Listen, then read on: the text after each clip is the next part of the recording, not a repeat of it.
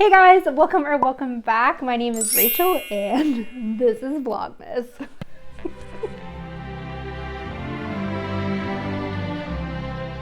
Today we're going to be ranking my Nomad palettes. Nomad's one of my favorite brands, indie or otherwise. My younger days, I was blessed enough to be able to travel a little bit. Then I had kids, so my traveling days are kind of over for now. Yeah? He says yeah. So I travel vicariously through Nomad. Their founders are two nomads at heart that love to travel and like to take the beauty of the places they visit and put them into palettes that are inspired by their namesakes. Okay, this is a lot harder than I thought, but let's get into it. Sorry for the teeth grinding noise in the background. He's autistic and that's one of his things. Number 7, Cartagena Magica.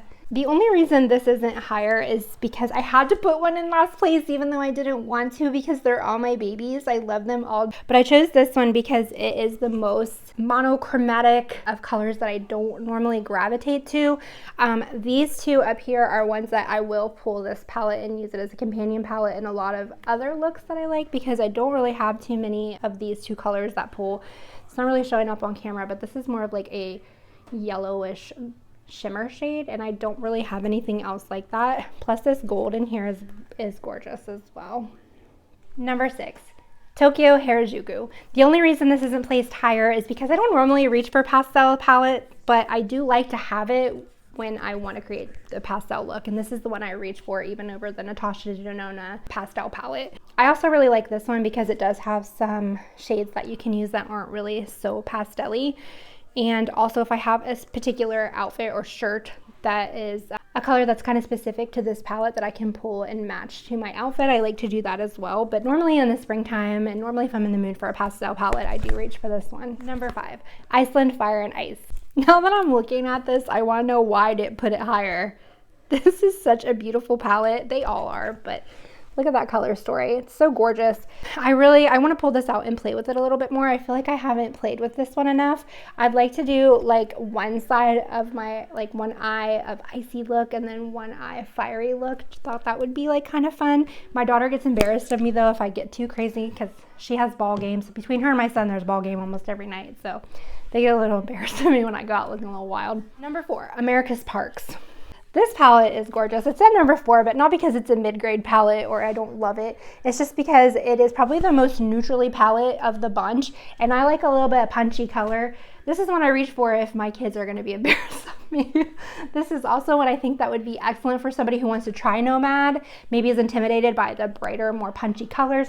This is it's a kind of a neutrally, but you also get a couple like unique colors, some shimmery shades. You still get a little bit of fun with it, and I just think it's a gorgeous addition to anyone's collection. And it's not going to be something that I don't think it's going to be something any of you have in a neutral palette already. Number 3, Whistler Snow Lodge. I love this palette. I love blue eyeshadow, and this is a blue eyeshadow palette lover's dream. Plus you get a little bit of, you can mix it up a little bit. You could go neutral, greens, make a nice little Christmas look with that. I don't know, this one might be okay. If you wanted to start with blues, if you wanted to get a blue palette into your collection, I think this one might be a good one because you get some other variation in there. It's not strictly like a monochromatic blue palette, and you get a lot of shimmers to play with, and I really, really like Nomad shimmers.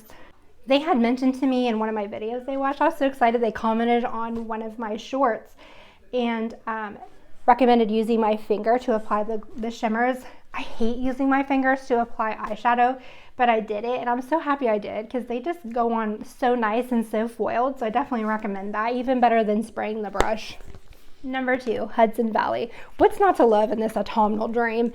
This thing is a fall lover's dream.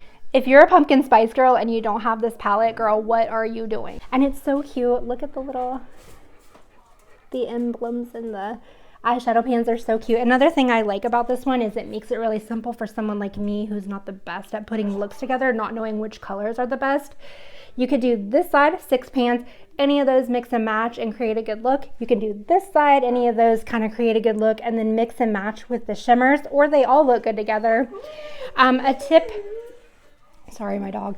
A tip that I like to do is if I'm not sure if a color will look good together, I'll kind of swatch it and put it on the back of my hand. And it kind of gives you an idea of what that will look like on the eye, whether or not that's going to be a good color. If you want to see if it's going to look good on you, just kind of hold it up to your face and it helps. I'm all about making it simple because I can't just look at it. I don't know if I'm like visually impaired or what, but I can't look at it and decide if it's cool tone, warm tone, if it's going to look good together, if it's not going to look good together. So that is something that I like to do, but I feel like this palette is pretty much foolproof. Are you guys ready? Drum roll, please. My favorite Nomad palette of all time is number 1, Paradise Island. This is a beautiful tropical palette. I feel like it's a rainbow palette done right. If you watched my eyeshadow palette tag video, I'll link it here.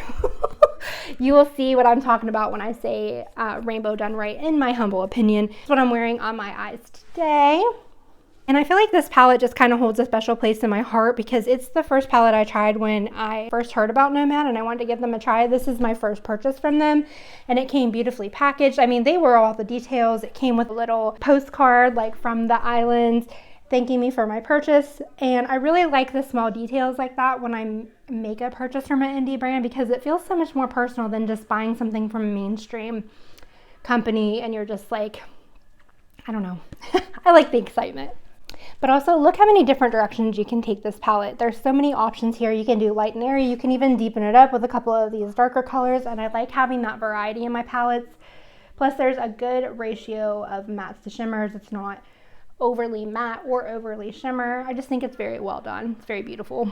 All right guys, well that's it for this portion of the video. If you want to see the looks I created with each one of these, check out the chapters below. I have them separated out so you can skip ahead to whichever ones you want or you can watch it all the way through. But until then, I'll see you in the next one. All right, if you're staying for the palette eyeshadow looks, let's get into it. I apologize, these are not in the order they were in the video, but the first shade I'm going into is the Great Pumpkin Patch. Just kind of putting that all over the crease and upward a little bit because I do have hooded eyes. And just do the same on the other side. The next shade I'm going into is Fall Festival.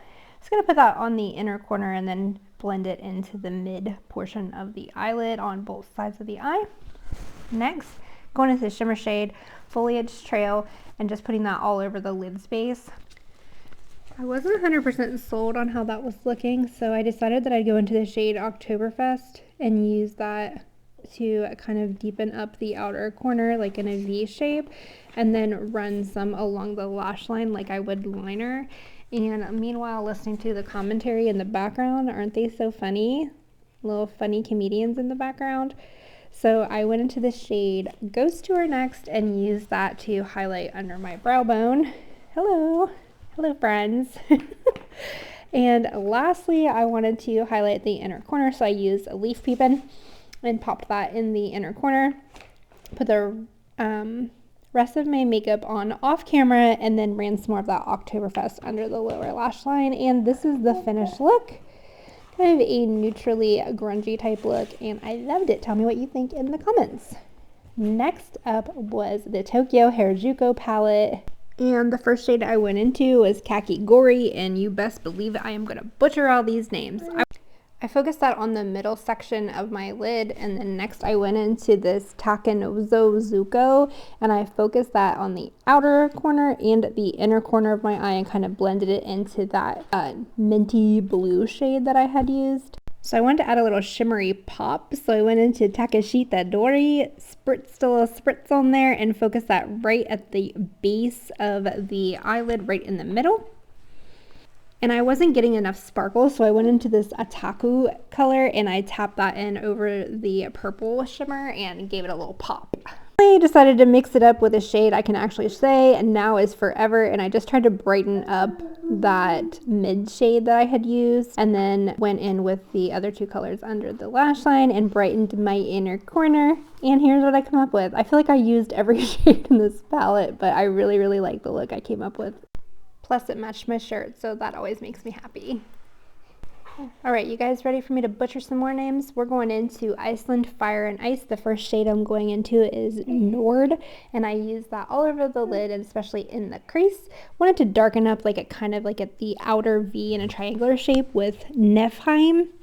And I kind of went into Ham, so I tried to soften it up a little bit again with that Nord look. So you just see me going back in and kind of trying to soften that up a little bit and make the edges less harsh. And then I lined the under part of my eye like eyeliner with the Neferheim color as well. Then into River Glacier to do the inner corner. I felt like this was one of the simpler looks I've done this week, and it still was really, really pretty. Next up, one of my favorite looks this week because it made me so happy. It was like sunshine in winter. I went into Old Faithful, applied that all over the lid, focusing on the crease and the outer corner. And then I dipped a smaller brush into a Giant Redwoods and deepened up that outer V. I feel like that's a trend with me. I'm going to try to mix it up a little bit next time. But I just blended that into the yellow until I got it all blended in. And then I took my fingertip like they recommended in their comment from Nomad and swooped that mammoth cave all over the lid. Went back into Giant Redwoods and lined underneath my eye. And finally, in the inner corner, I used Cuyahoga Valley.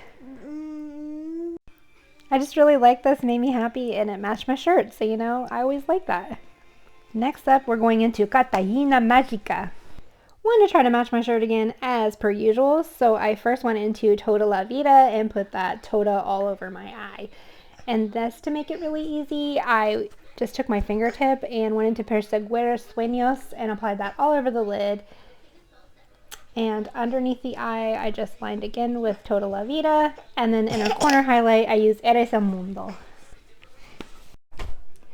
Alright guys, well that's going to be it for this video. I really hope you enjoyed it, and I'll see you in the next one.